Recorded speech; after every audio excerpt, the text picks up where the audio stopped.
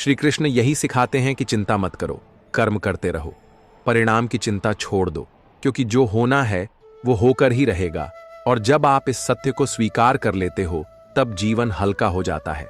याद रखो मित्रों, नदी अपना मार्ग खुद बनाती है, लेकिन अंततः सागर तक पहुंचना उसका ही भाग्य है। वैसे ही इंसान चाहे जितने मोड़ ले, अंत में वही होगा जो होना तय है। तो आज से यह निश्चय कर लो, कभी हार मिलने पर उदास मत होना, कभी असफलता आने पर खुद को दोष मत देना। अपने कर्म को श्रेष्ठ बनाओ और भरोसा रखो कि परिणाम वही होगा जो होना है। और जब यह स्वीकार कर लोगे तब जीवन से डर मिट जाएगा और हर परिस्थिति में शांति का अनुभव होगा। जीवन का सबसे बड़ा सत्य यही है कि जो होना है वो होकर ही रहता है।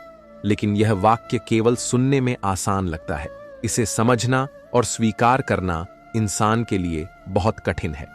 हम सब चाहते हैं कि जीवन हमारी इच्छा के अनुसार चले, लेकिन सच्चाई यह है कि जीवन ईश्वर की इच्छा के अनुसार चलता है।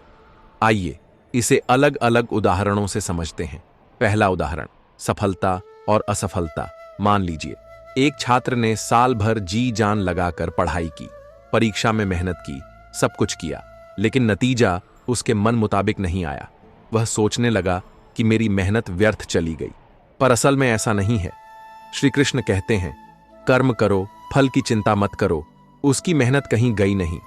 वह अनुभव, वह अनुशासन, वह सीख उसके भविष्य को और मजबूत बना रहे हैं। शायद उसी असफलता के कारण वह अगली बार और बेहतर करेगा, या शायद ईश्वर ने उसके लिए कोई और रास्ता तय किया है। याद रखो, जो होना है वह होकर ही रहेगा। दूसरा उदाहरण, रिश्ते। कभी कभी हम पूरी कोशिश करते हैं कि कोई रिश्ता बना रहे, झुकते हैं, समझौता करते हैं, उम्मीद करते हैं, फिर भी रिश्ता टूट जाता है। दूसरी तरफ कभी बिना कोशिश किए ही कोई रिश्ता इतना गहरा हो जाता है कि जीवन भर साथ निभा देता है। यही है नियति का खेल। महाभारत में देखो, दुर्योधन लाख कोशिश करता कि द्रौपदी अपमानित होकर टूट जाए, लेकिन वही द्रौपदी बाद में महाभारत युद्ध का सबसे बड़ा कारण बनी। यह सिद्ध करता है कि रिश्ते और उनका परिणाम भी हमारे हाथ में नहीं, ईश्वर के हाथ में है। तीसरा उदाहरण, मृत्यु। यह सबसे गहरा सत्य है। मनुष्य कितनी भी कोशिश करे, मृत्यु से बच नहीं सकता। अभिमन्यु युद्ध में वीरगति को प्राप्त हुआ। पूरा पांडव पक्ष चाहता था कि वह जीवित बचे, लेकिन जो होना था वह होकर रहा। इसीलिए श्री कृष्ण ने कहा, जन्म लेने वाले की मृत्यु निश्चित है और मृत्यु के बाद पुनर्जन्म भी निश्चित है। जब यह समझ आ जाती है तो प्रियजन की विदाई पर भी मन धीरे धीरे स्वीकार करना सीख लेता है। चौथा उदाहरण, प्रेम। कभी ऐसा होता है कि हम किसी से बहुत प्रेम करते हैं, लेकिन वह प्रेम हमारे जीवन में स्थायी नहीं रह पाता। हम लाख कोशिश करें, फिर भी वह व्यक्ति चला जाता है। और दूसरी तरफ कभी कोई इंसान अनायास जीवन में आता है और हमारे दिल के बहुत करीब हो जाता है। यह भी हमारे हाथ में नहीं है, यह नियति का हिस्सा है। इसलिए श्री कृष्ण राधा के साथ रहकर भी उनसे अलग हो गए, क्योंकि जो होना है वही होता है। पांचवा उदाहरण, व्यापार और धन। मान लो कोई व्यापारी बड़े सपनों के साथ नया कारोबार शुरू करता है, पूरी लगन से मेहनत करता है, लेकिन अचानक मंदी आ जाती है और घाटा हो जाता है। वह सोचता है सब खत्म हो गया, लेकिन वही घाटा उसे आगे के लिए सावधान और बुद्धिमान बना देता है। और कई बार देखा गया है कि वही व्यापारी बाद में कहीं बड़ा और स्थायी लाभ कमाता है। यहां भी वही सत्य सामने आता है, जो होना है वह होकर ही रहेगा। मित्रों, जीवन एक नदी की तरह है। आप नदी के किनारे से पत्थर हटा सकते हो, उसकी धारा को थोड़ा मोड़ सकते हो, लेकिन अंततः नदी सागर तक पहुंचेगी ही। वैसे ही इंसान चाहे कितनी भी कोशिश कर ले, अंत में वही होगा जो होना है। इसलिए श्री कृष्ण का यही उपदेश अपनाओ, मेहनत करो लेकिन फल की चिंता मत करो, रिश्ते निभाओ लेकिन उन पर अधिकार मत जताओ, प्रेम करो लेकिन आसक्ति में मत बंधो, और सबसे बड़ी बात, हर परिस्थिति को स्वीकार करना सीखो। क्योंकि जब मनुष्य इस सत्य को स्वीकार कर लेता है तब उसका डर खत्म हो जाता है, चिंता मिट जाती है और जीवन बेहद सरल और शांत हो जाता है। इसलिए श्री कृष्ण का यही उपदेश अपनाओ, मेहनत करो लेकिन फल की चिंता मत करो, रिश्ते निभाओ लेकिन उन पर अधिकार मत जताओ, प्रेम करो लेकिन आसक्ति में मत बंधो। और सबसे बड़ी बात, हर परिस्थिति को स्वीकार करना सीखो, क्योंकि जब मनुष्य इस सत्य को स्वीकार कर लेता है तब उसका डर खत्म हो जाता है, चिंता मिट जाती है और जीवन बेहद सरल और शांत हो जाता है। याद रखो, जो होना है वो होकर ही रहेगा, लेकिन तुम्हारा कर्म तुम्हारे हाथ में है और वही कर्म तुम्हें महान बनाएगा। श्री कृष्ण का यह वाक्य, जो होना है वो होकर ही रहता है, केवल महाभारत का सत्य नहीं है, बल्कि आज के जीवन में भी उतना ही लागू होता है। कई बार ऐसा होता है कि हम किसी नौकरी के लिए पूरी मेहनत करते हैं, इंटरव्यू की तैयारी करते हैं, सब कुछ सही चलता है, लेकिन अचानक रिजल्ट हमारे खिलाफ आ जाता है। हम सोचते हैं कि हमारी किस्मत खराब है, लेकिन बाद में पता चलता है कि अगर वही नौकरी मिल भी जाती तो शायद हम जीवन में आगे नहीं बढ़ पाते। और कुछ समय बाद कोई और अवसर मिलता है जो हमारे लिए कहीं बेहतर साबित होता है। इसका मतलब यही है कि उस समय जो होना था वही हुआ और वह हमारे भले के लिए था।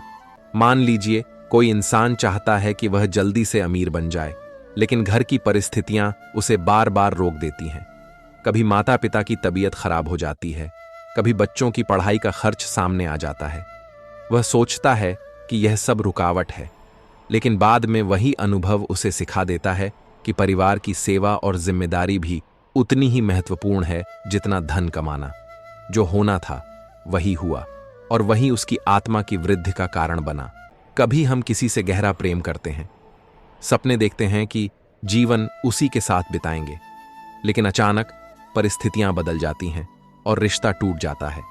पहले यह हमें बर्बादी जैसा लगता है, लेकिन कुछ साल बाद जब हम पीछे मुड़कर देखते हैं तो समझ आता है कि वह रिश्ता टूटना ही हमारे जीवन के लिए अच्छा था। शायद वही रिश्ता बना रहता तो आज का जीवन और कठिन होता। यही है वह सत्य, जो होना है वह होकर ही रहता है।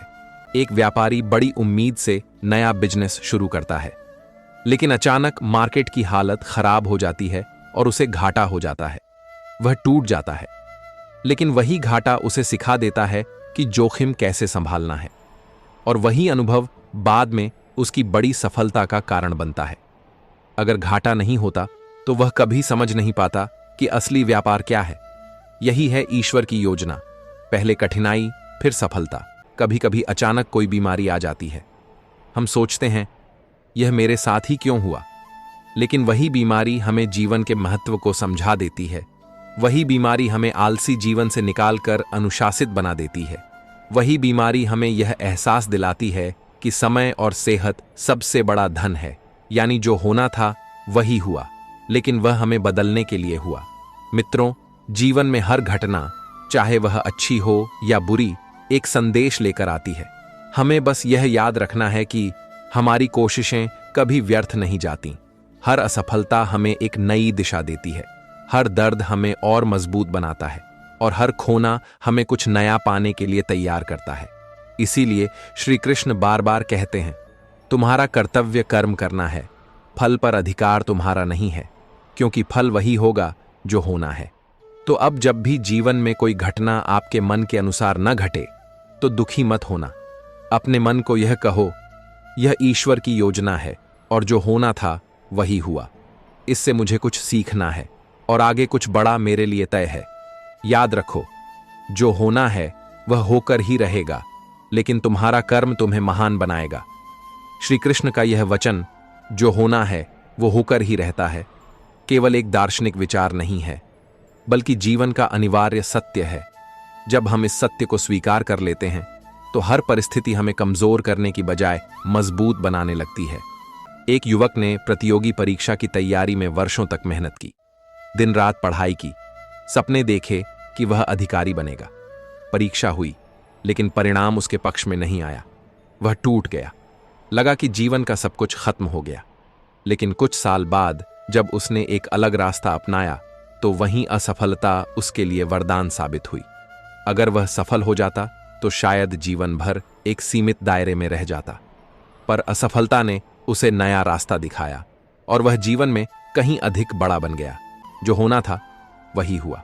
कभी कोई रिश्ता हम चाहे जितनी कोशिश कर लें टिक नहीं पाता। हम उसे बचाने के लिए समझौता करते हैं, झुकते हैं, आंसू बहाते हैं, लेकिन फिर भी वह टूट जाता है। उस समय लगता है कि सब खत्म हो गया, लेकिन कुछ समय बाद वही टूटा रिश्ता हमें सिखा देता है कि आत्मसम्मान कितना जरूरी है और हमें जीवन में आगे किस तरह के रिश्ते निभाने चाहिए। यानी जो हुआ वह नियति का हिस्सा था। वह हमें तोड़ने के लिए नहीं, बल्कि हमें परिपक्व बनाने के लिए हुआ। एक व्यापारी ने अपने पूरे धन से बड़ा कारोबार शुरू किया। अचानक आर्थिक स्थिति बिगड़ी और उसे भारी नुकसान हो गया। वह टूट गया, लेकिन वही अनुभव उसे व्यापार की गहराई समझा गया। उसने दोबारा शुरुआत की, इस बार सावधानी और समझदारी के साथ, और कुछ वर्षों बाद वह पहले से कहीं अधिक सफल बन गया। यह भी सत्य है कि नुकसान उस समय बुरा लगा, लेकिन आगे वही उसकी सफलता का आधार बना। जो होना था वह हुआ, और वही उसके जीवन की दिशा बदलने का कारण बना। चौथा उदाहरण, बीमारी और जीवन का सबक। एक व्यक्ति हमेशा व्यस्त रहता था, न स्वास्थ्य का ध्यान रखता न परिवार का। अचानक उसे गंभीर बीमारी हो गई। उस समय उसने सोचा कि यह उसके साथ अन्याय हुआ, लेकिन वही बीमारी उसे रुकने, सोचने और जीवन के असली महत्व को समझने का अवसर दे गई। उसने स्वास्थ्य सुधारा, परिवार के साथ समय बिताना शुरू किया और जीवन को नए नजरिए से देखा। यह घटना साबित करती है कि कभी-कभी जो दुखद लगता है वही हमें असली जीवन का ज्ञान देता है। महाभारत में अभिमन्यु के मृत्यु का उदाहरण बहुत गहरा है। पांडवों ने उसे बचाने की हर कोशिश की, लेकिन उसका वीर गति को प्राप्त होना तय था। उसकी मृत्यु ने युद्ध की दिशा ही बदल दी। यही सिद्ध करता है कि जन्म और मृत्यु पर किसी का बस नहीं है। यह ईश्वर की योजना है, और जो होना है वह होकर ही रहता है। मित्रों, जीवन में हर घटना किसी कारण से होती है, चाहे वह घटना हमें उस समय कितनी भी कठिन क्यों न लगे।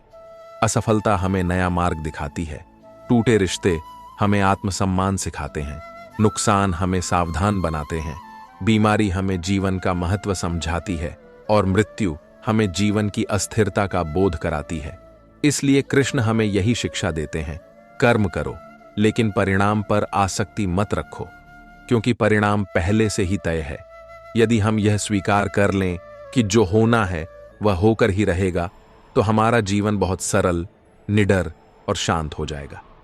जब हम कहते हैं कि जो होना है वो होकर ही रहता है, तो इसका अर्थ केवल इतना नहीं है कि सब कुछ भाग्य पर छोड़ देना है।